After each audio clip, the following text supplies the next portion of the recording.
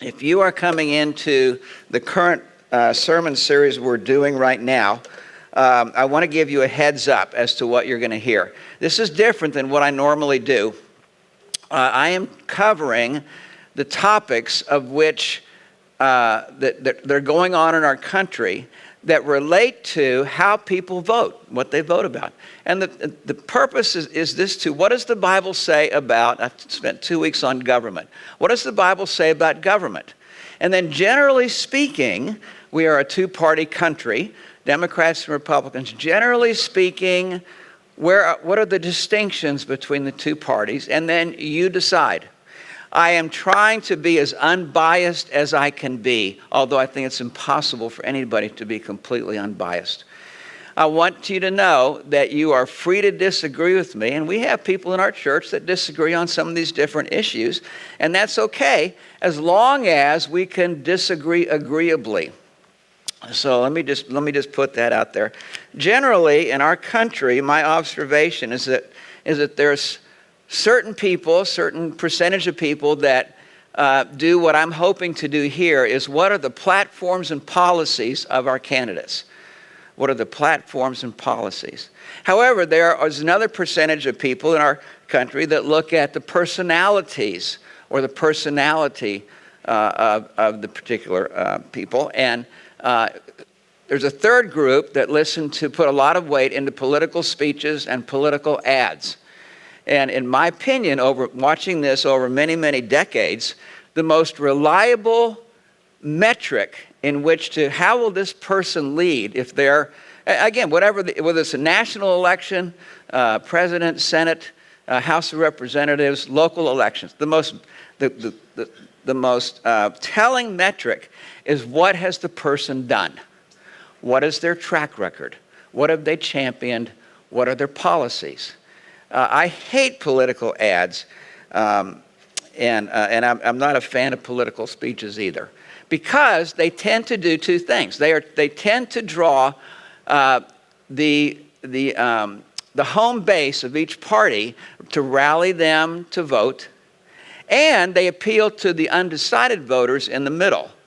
And oftentimes, candidates on both parties will start to morph into this person they haven't been for 4 years in order to, as they're describing, what they're going to do if elected.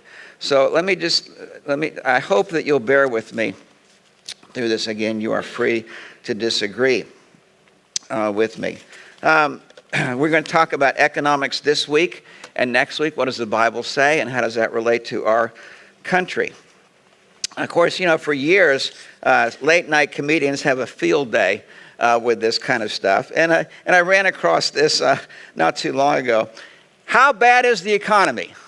The economy is so bad that CEOs have begun playing miniature golf instead of regular golf. It's so bad that Hot Wheels and Matchbox stocks are trading higher than General Motors. McDonald's is now selling the quarter ouncer. Parents in Beverly Hills fired their nanny and have begun to learn their children's names. And even Motel 6 won't leave the light on.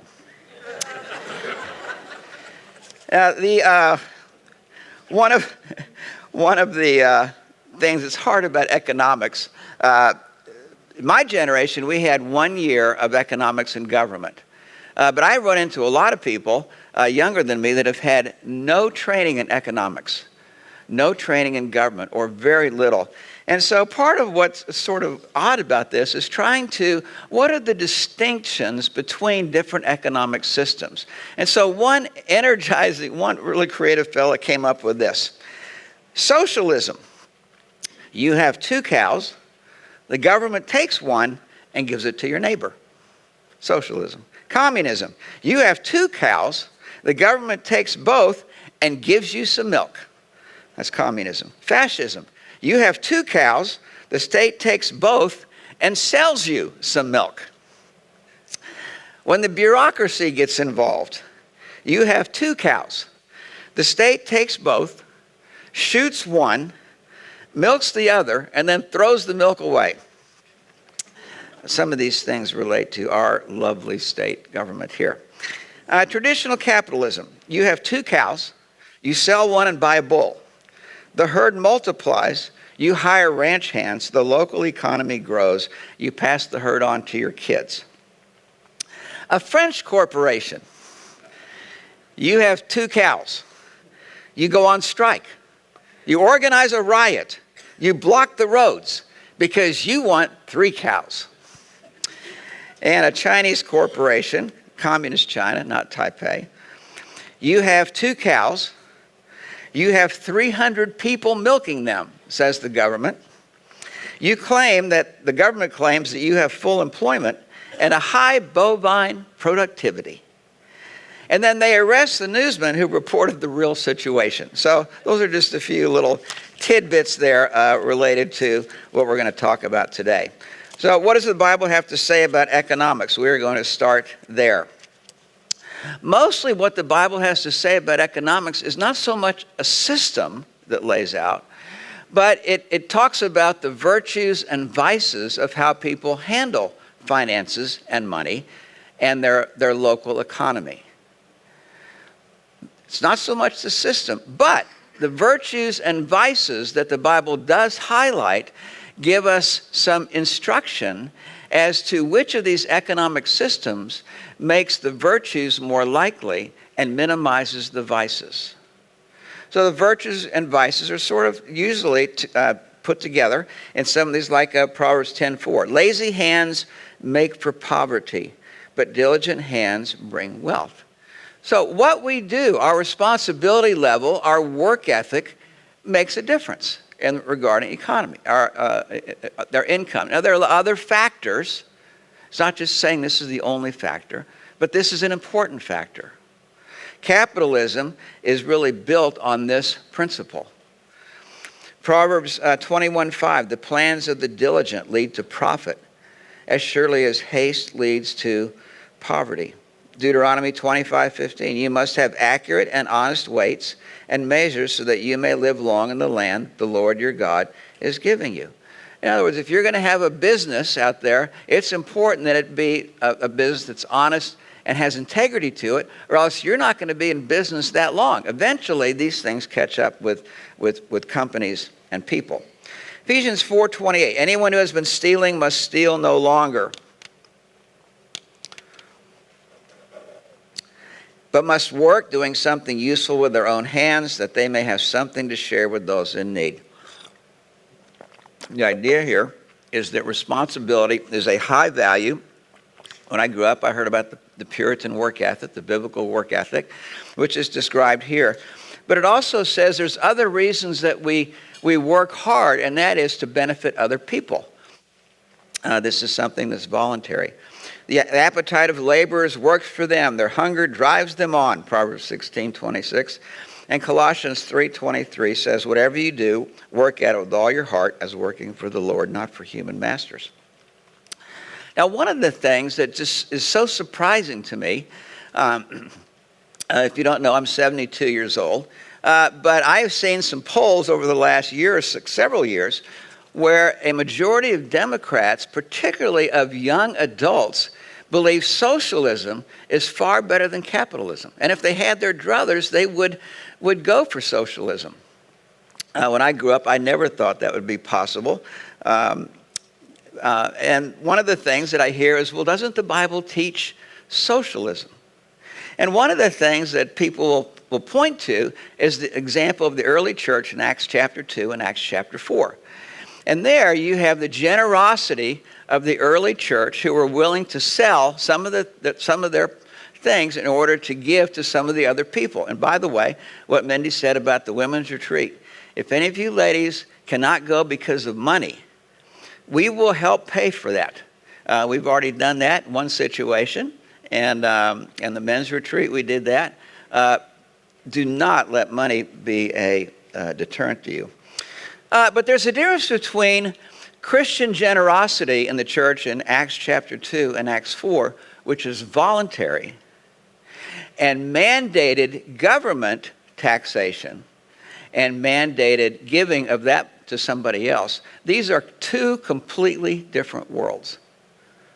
socialism and Christian generosity are not the same thing. One has to do with people and families. The other one has to do with what government is doing. Let me talk about capitalism for a moment. I usually hear four criticisms of capitalism, and I would like to deal with them really just briefly. The first I hear the most is crony capitalism. And crony capitalism generally means that, well, there's capitalism, but people game the system. They take advantage of the system. And that's true. Some do. Is the problem capitalism, or is the problem the crony part? Well, Genesis 6:11 describes the crony part. The earth was corrupt in God's sight and was full of violence. God saw how corrupt the earth had become, for all the people on earth had corrupted their ways. He uses the same Hebrew word 3 different times. And what he's describing, the Hebrew word corrupt means there's something something went wrong inside of us. We don't look at things the way we ought to look at them. We are more self-interested. We're not functioning the way we should. And so when I think about crony capitalism, I think there's something worse than crony capitalism, and that's crony socialism.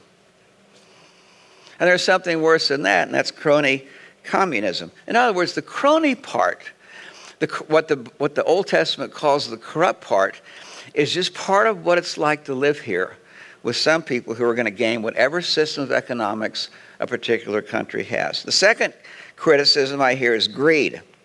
1 Timothy 6:9 says, those who want to get rich fall into temptation and a trap and into many foolish and harmful desires.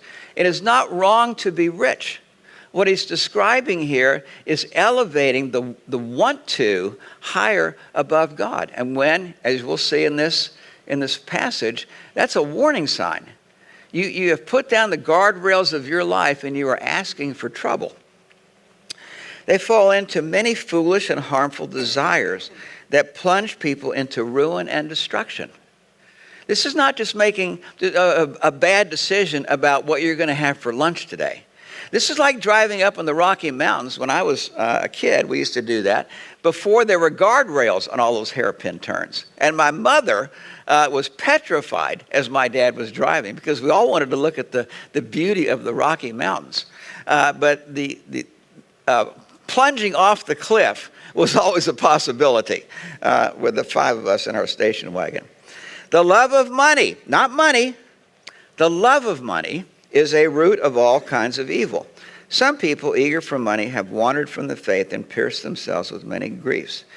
Now, it's easy when I hear greed is a criticism of capitalism, as if greed is not a part of socialism or communism. Now, I've known some people who've lived in communist countries. Greed is a human problem. It's more than just a capitalism problem, similar to crony or corrupt. Third one I hear, and I have heard a lot about this one in the news the last couple years, price gouging. That this is a problem with capitalism. Price gouging. My son owns a business he bought a number of years ago. It's 3 ice cream shops. And between roughly May and roughly September, they make a lot of money. And the reason they make a lot of money is school is out and it's hot. And mothers and kids love to go to that place and have a break. Now, once school starts and it starts to get a little bit cooler, September or October-ish, they make just enough money to keep the lights on, pay the rent, pay the employees, pay the insurance, and the taxes. But they better make money, especially during May through the summer. This is common, should be common sense. If you go in the retail world, if you have a store, when do you make most of your money? You make most of your money prior to Christmas. And you better be making money during those months in order to, when January comes, using the retail market, you're falling down to almost nothing. You have got to make hay during the time when people are most likely to spend money in order to go through the lean months. We have experienced this. I'm going to talk about more of this next week. but the supply and demand with oil around the world has an effect on every country's economy. And it has affected our economy. And government officials make policies that either make the economy run smoother or make it more difficult. Now, I'll talk some more about that in some detail next week. The fourth criticism I hear is profit, as if profit is a bad word. Profit. The Bible does not think profit's a bad idea.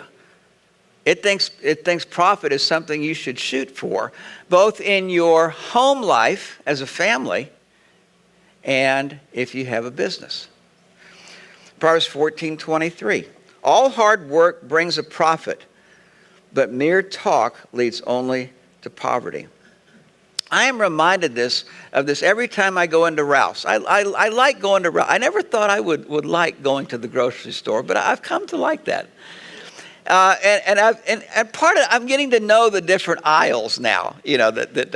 Before, well, anyway. So you walk in, and on the right side of the Ralph's near us, there is a humongous area. It's maybe half again the size of this room, that is filled with all kinds of fruits and vegetables and things to make salads. Some of the prepackaged salad. I'm all about prepackaged, as you could guess.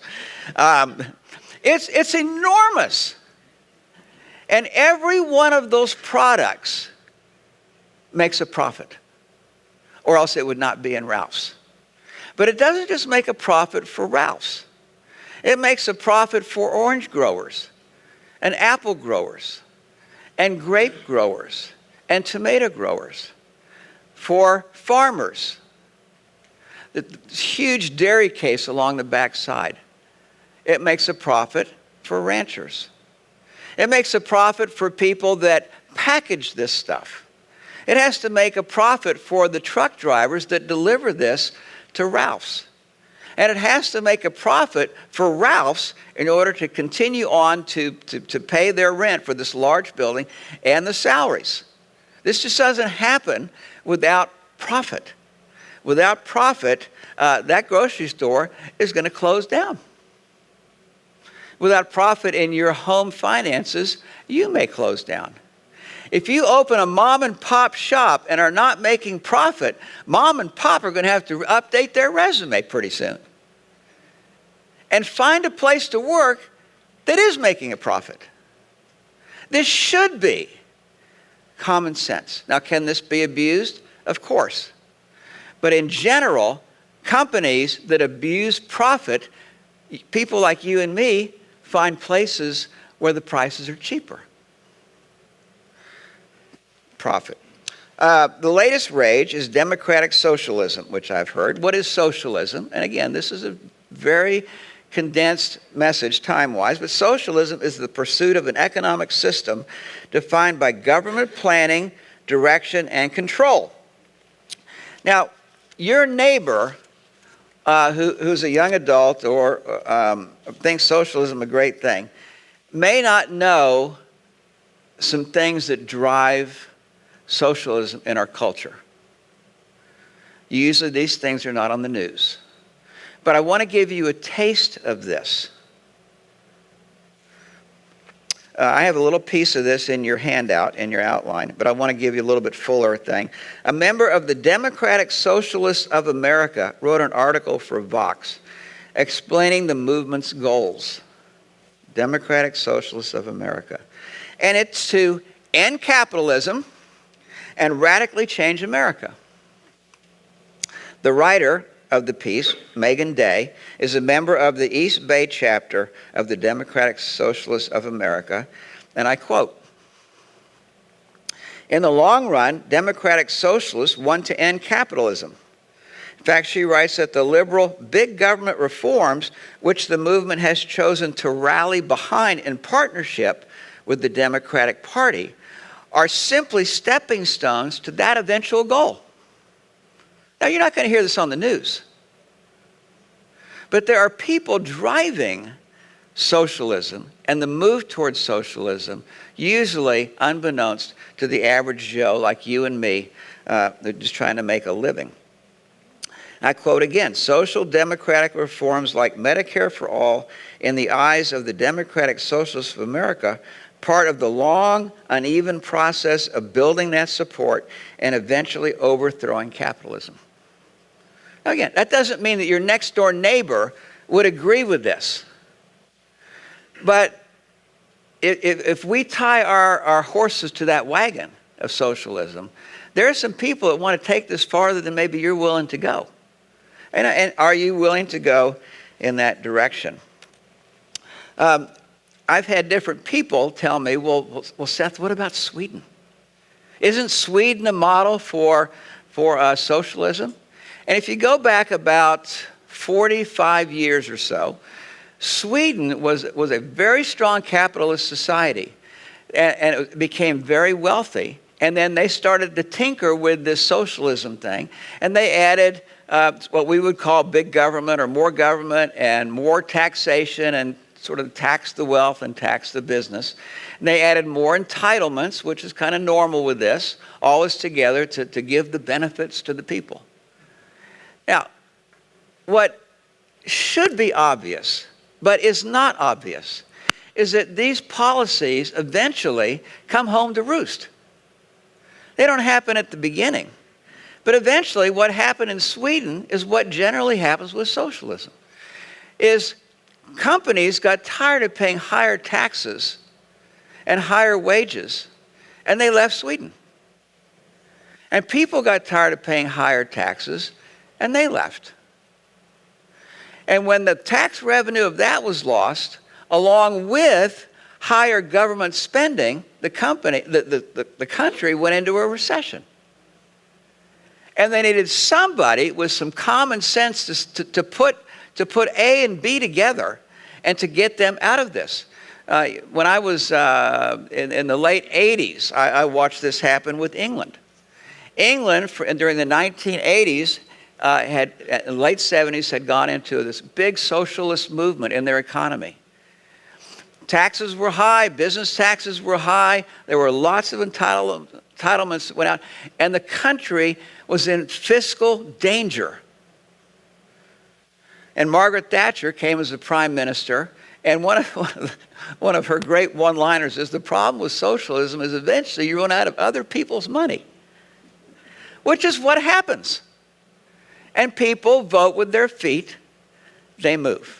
Or they move. This happens at the state level, between red states and blue states in our own economy. People vote with their...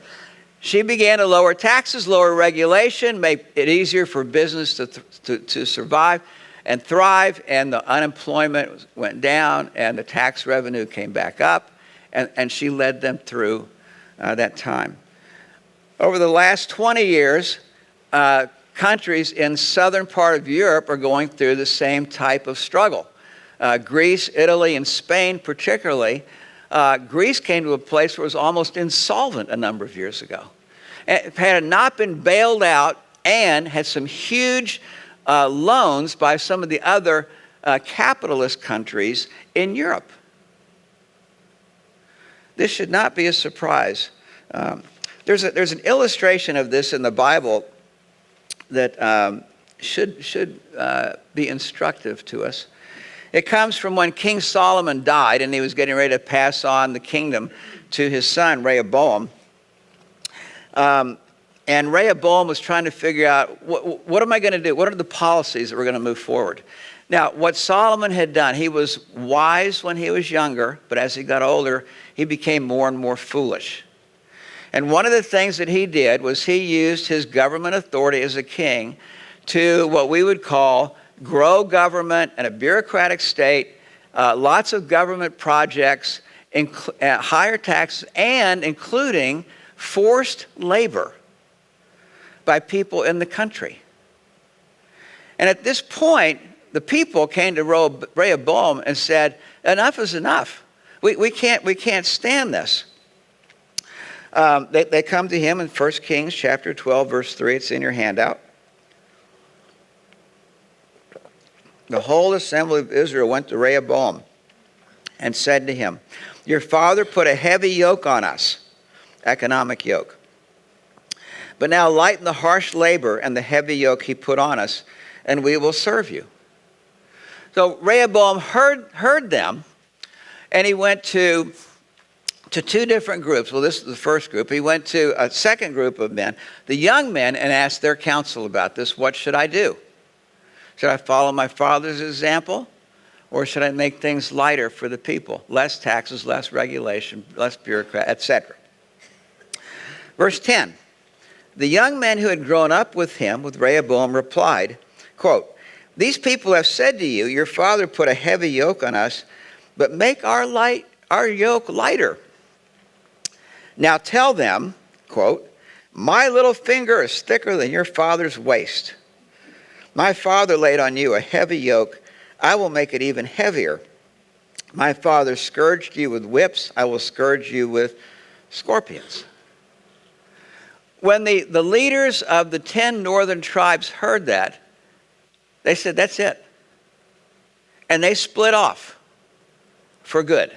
The 10 northern tribes, the 2 southern tribes.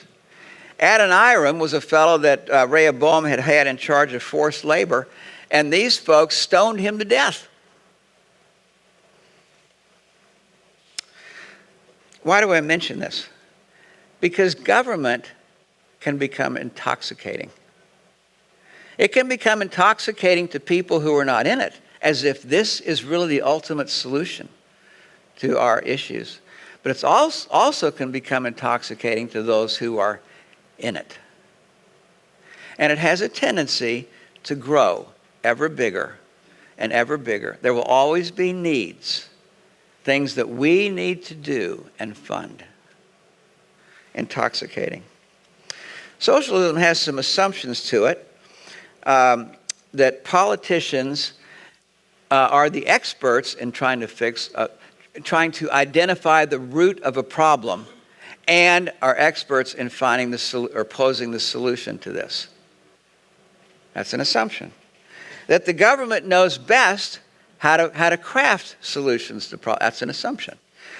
That government delivers the solutions well is another assumption. That government can be more efficient than the private sector to provide solutions. And the greatest assumption of all is that if we just tried socialism, we would all be equal.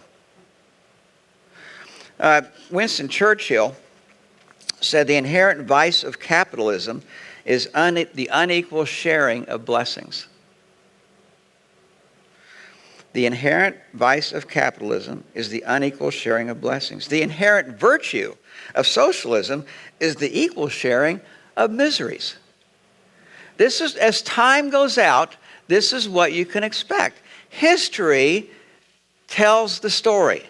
I remember about 20 years ago, I had several people that I was close to that were young adults, and they told me with great conviction, just watch Venezuela. Venezuela is how democratic socialism is supposed to work. You'll see it can work. Now, if you have followed the news with Venezuela, there are criminals breaking into people's homes, not to steal stuff, but to steal food. And there are people emigrating out of the country to Colombia so they can survive on food. Eventually, government policies come home to roost. And history tells us that it's just a matter of time before socialism will be no different than that. The third one I want to mention is communism, the Marxist utopian dictate, from each according to his ability and each according to his need. I think I mentioned last week that when the Mayflower came over here, we had about 104 adults on that ship. And for the first year, Governor Bradford thought this was a good idea, that everybody was going to work the fields and to grow crops. And that they would all make it through the winter, because they almost starved to death. Because, again, there should be no surprise. When somebody else is supposed to work harder than me, the tendency is to pull back. And there were lots of accounts where people were not putting in full days or hard days, and that had an effect on the morale of those adults. And they barely survived their first winter. Well, Bradford thankfully learned his lesson. And the next year, he doled out parcels of farmland to each of the families, and they were responsible to grow their own crops. That is a huge distinction between socialism or communism and capitalism. Now, I mentioned that government can be intoxicating. It can also be voracious. And this is the history of communism. And there's an example of this. When the people came to the prophet Samuel, they said, we want a king like the other nations. We want to have a king like them. And Samuel, you could almost see him going, oh no, you don't know what you're asking for. And Samuel goes to God and said, what am I going to say to these people? Samuel told all the words of the Lord to the people who were asking him for a king. This is from 1 Samuel 8, starting in verse 10. He said, this is what the king who will reign over you will claim as his rights. He will take your sons and make them serve with his chariots and horses, and they will run in front of his chariots. Some he will assign to commanders of thousands and commanders of 50s, and others to plow his ground and reap his harvest, and still others to make weapons of war and equipment for his chariots. He will take your daughters to be perfumers and cooks and bakers. He will take the best of your fields and vineyards and olive groves and give them to his attendants. He will take a tenth of your grain and your vintage and give it to his officials and attendants. Your male and female servants and the best of your cattle and donkeys he will take for his own use. He will take a tenth of your flocks, and you yourselves will become his slaves. When that day comes, you will cry out for relief from the king you have chosen. But the Lord will not answer you in that day. Be careful what you ask for, is the message here. But the people refused to listen to Samuel. The people refused to listen to Samuel. No, they said, we want a king over us. If you have followed history, 106 years ago was the Russian Revolution. To the people to Marx and Engels and the people who ran that, and later on to Lenin and Stalin, that seemed like a great idea. And the utopian vision was equality for all. Before they were done, it's estimated that they killed between 20 and 50 million of their own people. Communism is voracious. It will eat up all in front of it. And part of the problem of not just socialism, but communism, it takes the incentive away from you and me as worker. Why save? Why work hard? Why not just clock in and clock out? We've got some very good friends of ours, John and Diane Wooster, that went to Russia in 1989, I believe it was, when Gorbachev was the premier and perestroika happened, glasnost. And John is just an amazing fireball of a guy. He wanted to train young Russian church planters in Moscow. Now, Diane is equally amazing. They have 2 sets of twin boys. And all 6 of them, the 2 older ones were 4. The 2 younger twins were 2. And they went to Moscow. And they lived in an apartment in a high rise, like the 16th floor. Some days the air conditioning worked in the summer, and some days it didn't. Some days the heating system in the building worked, and other times it didn't. Sometimes the elevator worked, and sometimes it didn't. Every day, Diane had to go to the grocery store to find out, what can I buy today? What's going to actually be in the market today? And so some days she had to tromp down 16 flights of stairs with 2 sets of toddlers, 4-year-olds and 2-year-olds, and then go stand in line with other mothers in the hopes that that store they would have something. And some days the store would have bread. And some days the store would have fish. Some days the store would have vegetables. This is what happens. And the part of the problem was I remember thinking or reading about, there was a government effort to try to get more people working. And so they opened up a shoe factory. And they had people that came in, and because there was hardly any incentive to work hard, most of those shoes that came out were shoddy. Nobody wanted to wear them. Nobody would buy them. And so the government built a shoe warehouse to house the shoes that nobody would buy or wear. What is capitalism? Again, this is very brief, but there's some verses here. Proverbs 31:16. She considers a field and buys it. Out of her earnings, she plants a vineyard. She sets about her work vigorously. Her arms are strong for her tasks. She sees that her trading is profitable, and her lamp does not go out at night. This is the virtuous, godly woman of Proverbs 31. Proverbs 12:11. He who works his land will have abundant food, but he who chases fantasies lacks judgment. We read Ephesians 4:28 earlier. Proverbs 16:26. The appetite of laborers work for them. Their hunger drives them on. This is one of the great incentives of work, particularly if you want to eat, and particularly if you're responsible to bring home bread for other folks who are living in your house. 1 Thessalonians 4:11. Make it your ambition to lead a quiet life. You should mind your own business and work with your hands, just as we told you, so that your daily life may win the respect of outsiders, so that they will not be dependent on anybody. Reasons there for work. And 2 Thessalonians 3, Paul writes back to the church he started in Thessalonica, and apparently the people there heard that Jesus was coming back, and soon they thought, and so they just sort of put it on cruise control. Why work? Jesus might come Monday, might come Tuesday. He writes them a very strong letter, 2 Thessalonians 3, verse 6. In the name of the Lord Jesus Christ, we command you, brothers and sisters, to keep away from every believer who is idle, not working, and disruptive, and does not live according to the teaching you received from us. For you yourselves know how you ought to follow our example.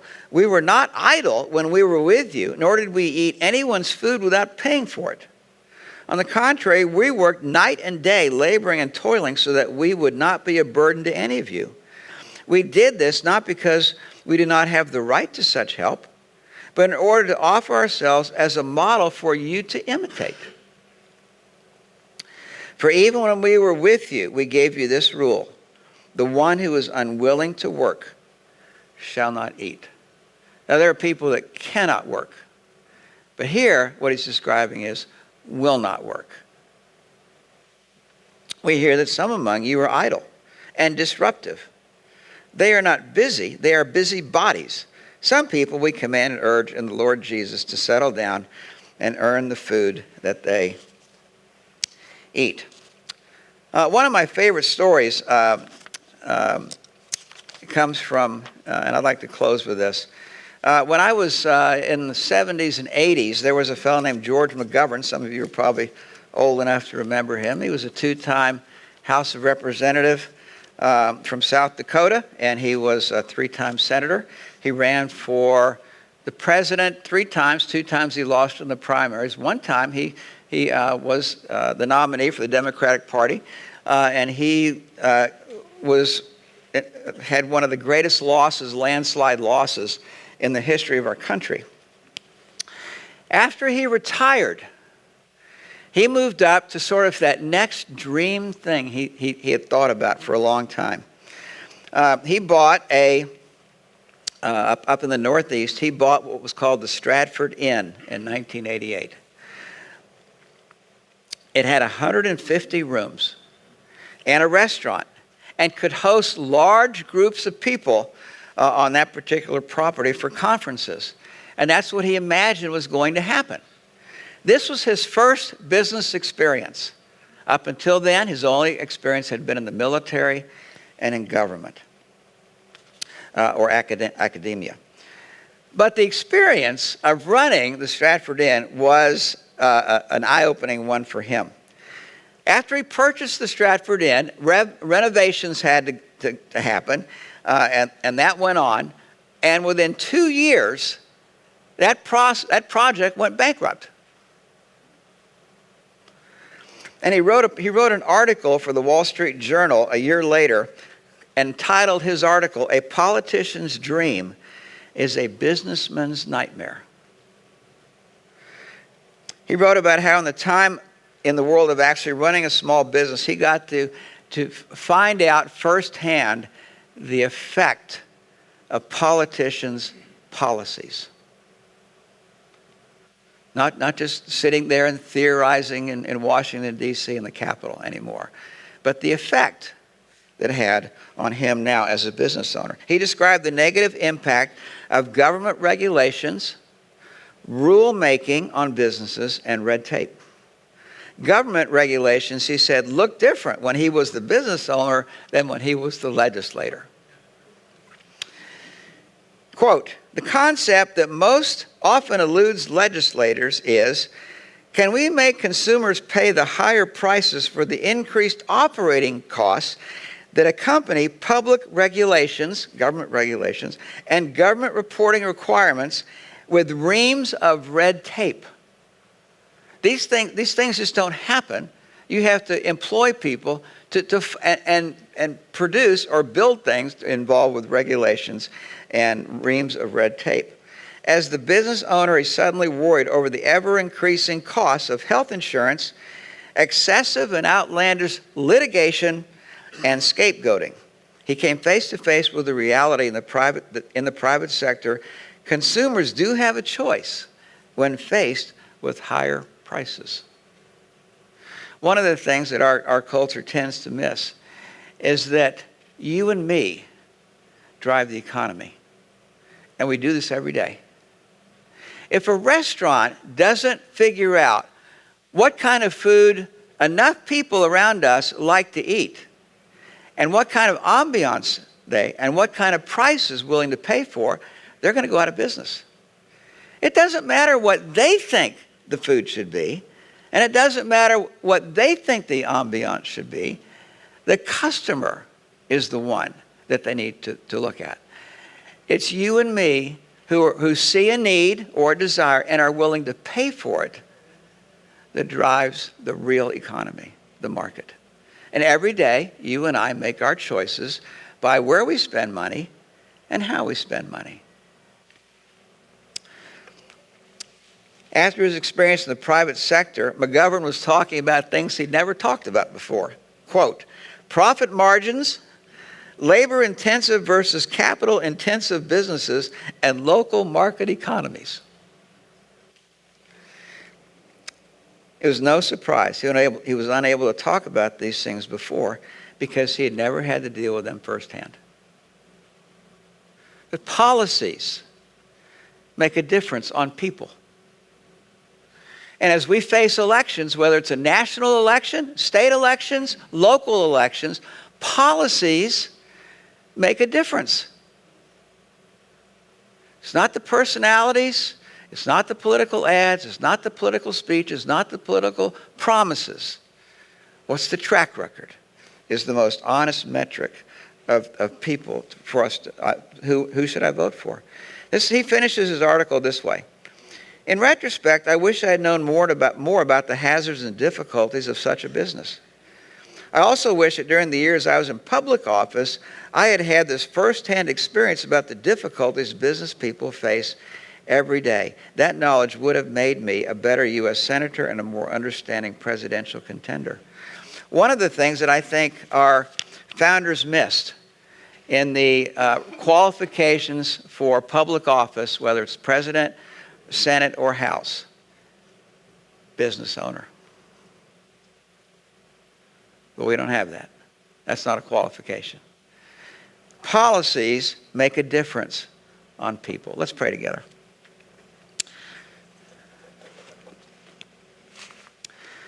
Father, would you help us to be not like the people that Samuel spoke to, that refused to listen. And I'm not saying that the folks who are watching this either live or online need to agree with me. I'm not saying that. What I am saying is, are you open to ponder something different than maybe you've heard before? Are you just open to that? Open to that. Father, as we face elections this year, again, policies will make a difference in people's lives.